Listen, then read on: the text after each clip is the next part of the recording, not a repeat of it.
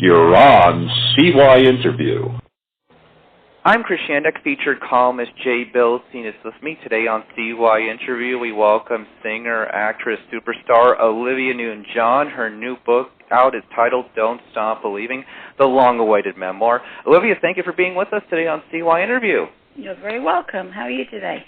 I'm doing very well, thank you so very much. I just want to say to start out with, I've really enjoyed reading your book. A lot of interesting and positive stories. How has the book tour been going, and what's been the most interesting part so far? Well, my tour I've been doing by telephone, which is probably the easiest way I've ever done any tour, and really enjoying it. I did a couple of things in LA, but I've been mainly doing stuff on the phone, and it's doing really well. The book went to number 7 on the New York Times bestseller list, which I didn't expect at all. I didn't expect to be in the charts again, so that was exciting. I don't think it's very surprising, honestly, with all of the things that you've accomplished in your career on the screen and, of course, with music. How are you doing? I'm doing great, thank you. Really well. Really feeling good. Well, here's what I'm going to say to you. Getting a chance to read the book and go through it, and you get to relive many of these accomplishments. Do you ever reflect on those accomplishments and feel satisfied? It's not something I think about, really. I live my life, and when I wrote the book, of course, I went, oh, wow, that's pretty good, Pretty good for an Aussie chick. But I don't think about them a lot, but when I do, I'm just very grateful I've had such an amazing career. But I do, particularly now, live in the present, live in the moment that I'm having, and I don't really think much about the past, and today is a gift, and that's how I see it, stay in the present.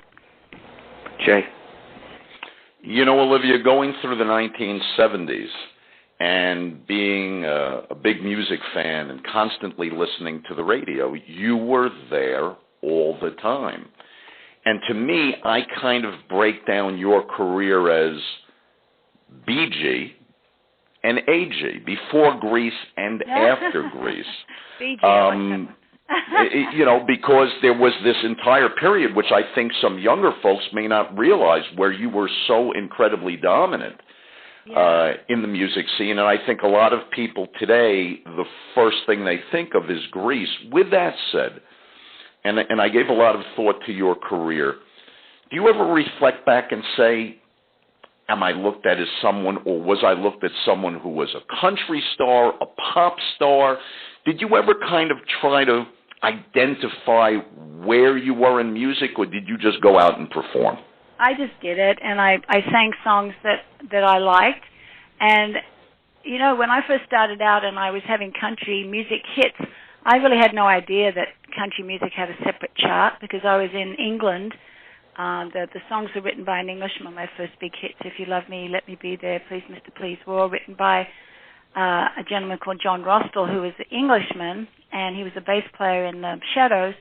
And my producers were an Englishman and an Australian. I had no idea about country music, really, because I was in the pop world and doing cabaret and stuff with my partner, Pat. So when I had these country music hits, it was like, oh, wow, there's a whole chart that is just country. And my voice just seemed to suit that kind of music. Well, that's what my producers thought, and my manager. And I was a folk singer when I first started, so it kind of made sense. But I really wasn't aware of that. But I've really covered a lot of different genres with my music. I see music as music, and I love the fact that they're all kind of melding, a melting pot of sounds now with all the different ones coming together. And I just feel very grateful. I've had hits in all different styles, even a number 1 disco hit with my daughter. Interesting. Again, going back to the 1970s and thinking about your music, I can say that going through the 70s, my kind of focus was rock. But I can also say with all my friends, and we're talking about, people who were in junior high school and high school, besides your music, I'm sure you realize you were also a pop icon. You were someone who made a lot of people's hearts beat a bit faster.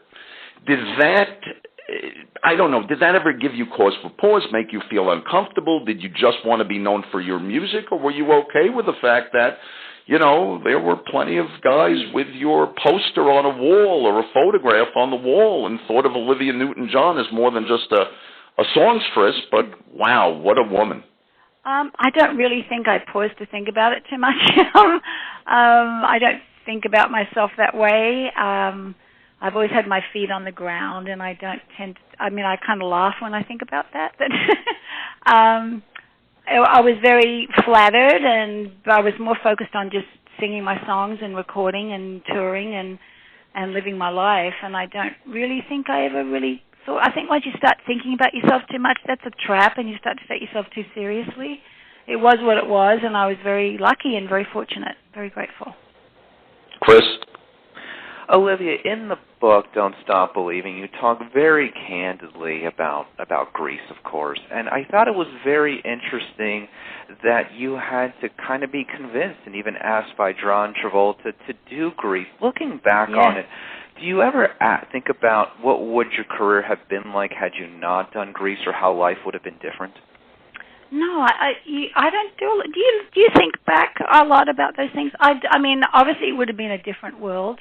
But I don't know what would have happened. I mean, I would have probably just focused on my music, and my music did well. But, you know, my music in the movie did exceptionally well. And then, of course, the music from Xanadu, another film, those are some of my biggest records were from films.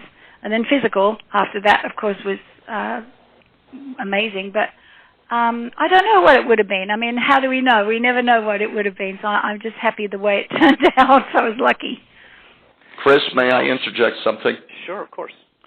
You know what, Olivia? I think you just taught us something here. At least you just gave me a teachable moment. Perhaps we're asking the questions, and you're answering them, because instead of reflecting on the past, you focused on doing, you focused on accomplishing, and you focused on producing your art, your music, your acting.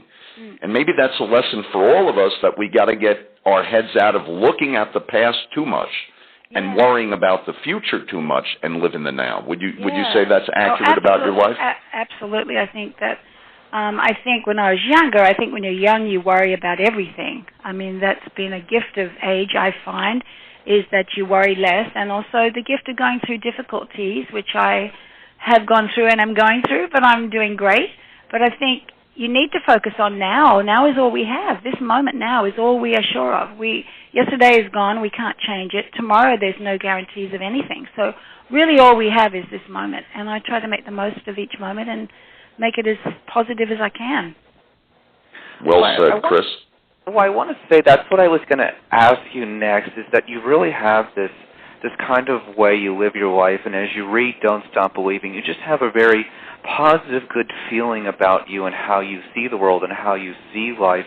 Do you think that maybe is the most important thing of how the way you live your life? Because that's what I feel like I've gathered from you in reading the book and reading some of the other interviews you did before speaking with us today. Well, I'm glad you got that, because, yes, I think that is what keeps me going, and I've always been a pretty positive person, but I'm human, and I have fears and doubts and all the things that everyone goes through. But I really believe that you create your world by what you think. I mean, your brain is what, everyone has a different brain, and what goes inside your brain is creating your reality. So you need to keep that reality positive. If you're going through illness or you're going through a hard time, you need to keep a positive thought, or try and keep one going in some way, or do something for yourself that makes you feel good, because life is difficult for people and everyone's stressed out and worried about stuff. So concentrating on this moment and what you can do better in this moment is the best we can do, I think. Very quickly, before I get to my last question, and Jay might have a few more, I feel like as I was reading your book, when you were starting out in your music career and you were touring with Pat and you guys were just kind of going from one place to another, you were just like so happy in those early performing days. Like, it was just such a joy for you to get up on stage, it felt like, as I was reading the book. Well, I think, I really enjoyed singing with Pat. I've always enjoyed duets and being on stage with somebody else. I found it harder when I started out my solo career and it was just me. That was a little more nerve-wracking. I always enjoyed it once I got on the stage, but before I got out there, I was a wreck. I mean, every day I was so nervous that, how was I going to do it? What was I going to remember? And all this stuff. And that was just because I wanted everything to be perfect. I was probably a bit too much of a perfectionist and worried about everything. And now, of course, I can enjoy performing a lot more because I don't have to prove anything. I'm not building. I've done it, and this is all icing on the cake. Well, speaking of performing, back in May of 2015, I got a chance to attend your show at the Flamingo, and I did get to meet you during the meet and greet, and it was very nice meeting you. You're such a joy. I love the show. Thanks. What do you recall from your Las Vegas residency? And I'm sure you keep up with the news, but Lady Gaga and so many others are now doing this. Yeah, what was that like for you? I really enjoyed the Vegas experience. I went there for a year and ended up staying 3 years, which says something right there. And I really loved it because it was like a regular job. I went to the show every night at the same time. I went home, we rented a house, we took our animals there, my husband and I took our dog and our cat, we flew them up with us each time. And it was like having a really normal life, except, I went to work at night instead of during the day. And that was really enjoyable. I loved the fact that my friends from all over the world would come to see me, so I caught up with a lot of friends when I was there, more than when I was at home or touring. And the audiences were wonderful. The staff at the Flamingo was great. I love my band, so we're like a little family on the road. So, no, I really did enjoy it very much. Do you have any favorite stories about any of the people who came to see you, whether it was Donnie or Marie Osmond or Mariah Carey or any of the other people who had residencies while you had residency? Well, the residents couldn't come because we always sang on the same night. I think Donnie and Marie came on separate nights on the week. I think they had a week off and were staying an extra couple of days. Kirsten Wiig came. A bunch of the people from Greece came up on stage with me, and a few of the Greece guys came. So and Dee Dee, of course, who always comes up on stage. I love her. So it was wonderful, and I had, I'm forgetting people, of course. There were a lot of celebrities that came and joined me on stage for a part of the show, and it was really a wonderful experience. Before I throw it to Jade to finish up with you, and thank you so much for your time today, Don't Stop Believing, the title of your book, of course, a famous song. I think those 3 words really are something that's inspirational for people to believe that anything can happen if we want to keep working towards something, no? Yeah, exactly. And that's not Journey's Don't Stop Believing. That's my Don't Stop Believing. It's a song that John Farrar wrote for me many years ago. I didn't know if he knew because I've had some other people ask me if it was Journey's song. And it's just a beautiful lyric, and I've always, it was one of the first kind of really positive songs that I got to record, and it had such a gorgeous melody. And when I was thinking of titles for the book, that's the one that just kept coming back to me all the time. And I thought, well, that's the one I need to use because that is how I live my life. You got to just keep believing that things will work out. Are you going to perform again in the near future?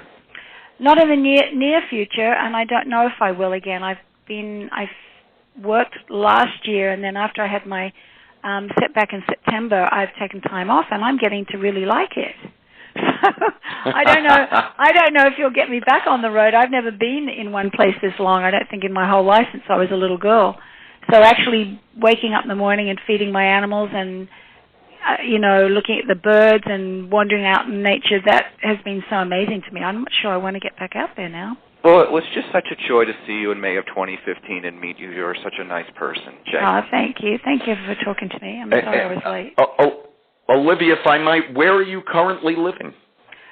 We are based in Florida, but at the moment I'm in California, and we spend a lot of time in Australia, so we're all over the map. But California. I got you.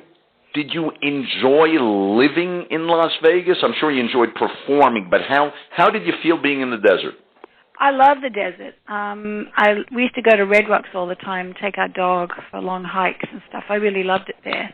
I'm not so much a city person, but we rented a house on the outskirts, and we used to, go for walks and picnics and things out there. And Vegas is a lot of fun.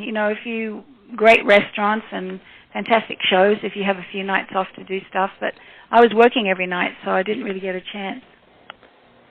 One silly question and one serious question to kind of wrap things up. The silly question is this. So you're in Las Vegas. Do performers, and I mean you are an absolute superstar, an icon, does one person call another, and do you get on a phone one day and say, hey, Celine, let's go have a barbecue, and all of a sudden you're getting together with other performers in your off time, hanging out, having a barbecue, and comparing notes, or is that just something in a fan's imagination?